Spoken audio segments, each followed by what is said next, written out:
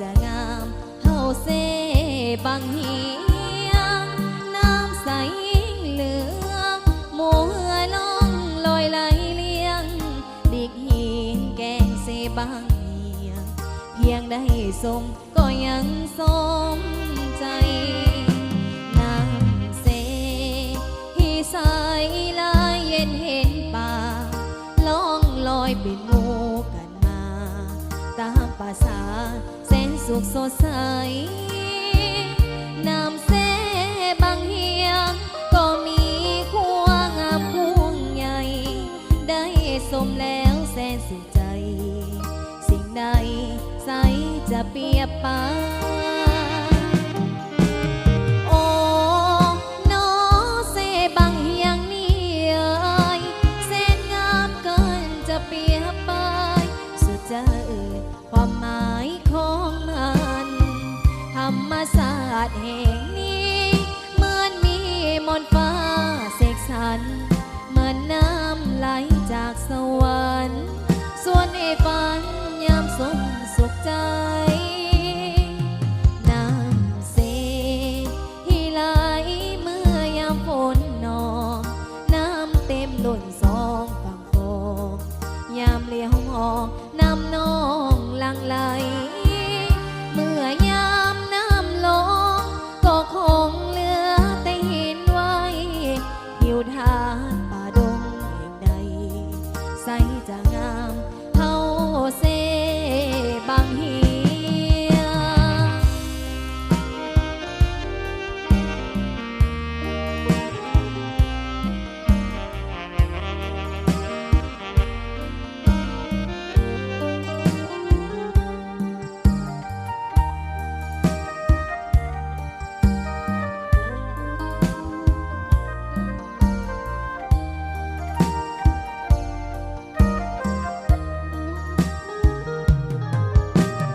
โอ้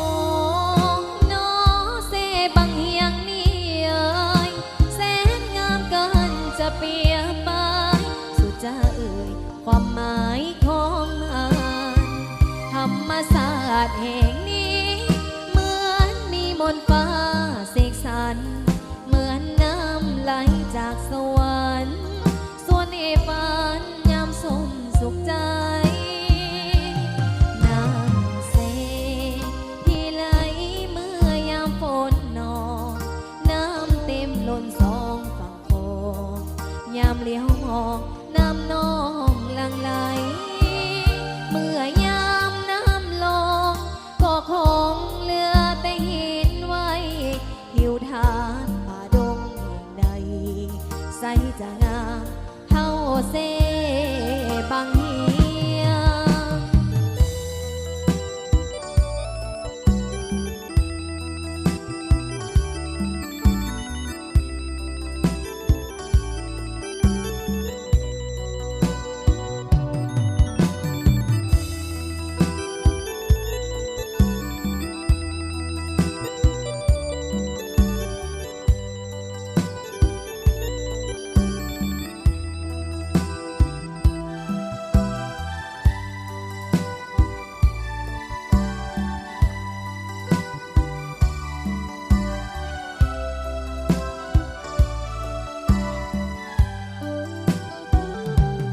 เป็นหนุ่มเป็นสาว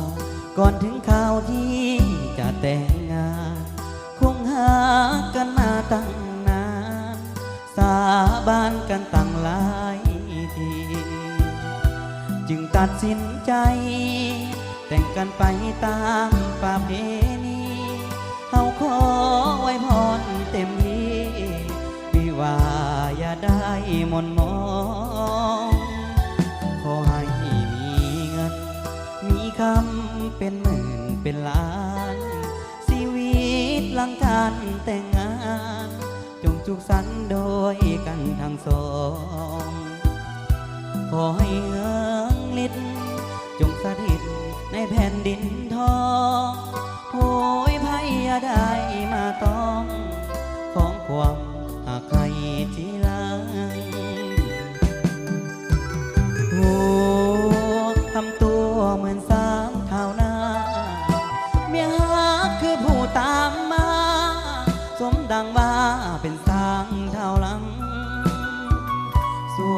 กันทำมาหากินเป็นหินเป็นทานสองแนวคิดจะเหินห่างมียังค่อยๆเว้ากันขอให้ทั้งสองเป็นทองแทนเดียวเลยไปคงหากด้วยความแจ่มใสเลื่อยไปสู่กาลนานคือเท้ายอดทองกับบอกยอดเพชรด้วยกันหากเดียวใจเดียวเท่านั้นสวรรค์จึงเมตตาปราณี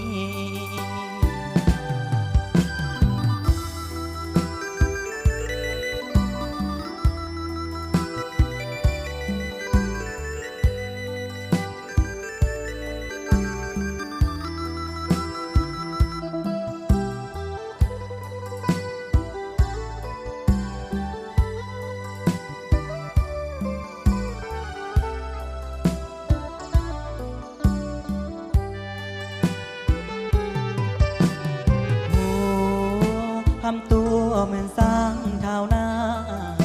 เมียฮักคือผู้ตามมาสมดังว่าเป็นสร้างเท้าหลัง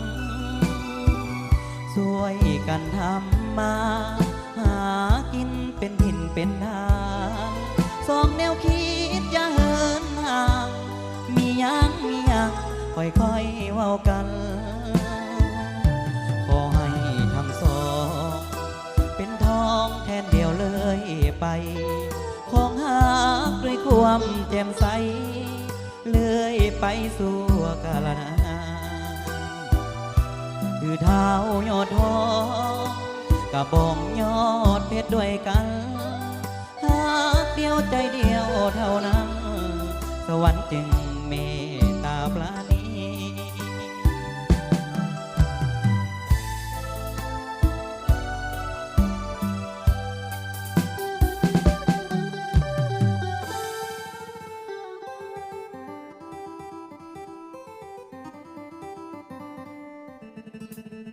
ย่อยอาหารต้อนสำหรับผลการเพลงใจจริงของทั้งหนุ่มลักกี้เนาะปฏิกิริยาทางเบาลักกี้เฮากับคณะทีมงานปฏิกิริยาได้มี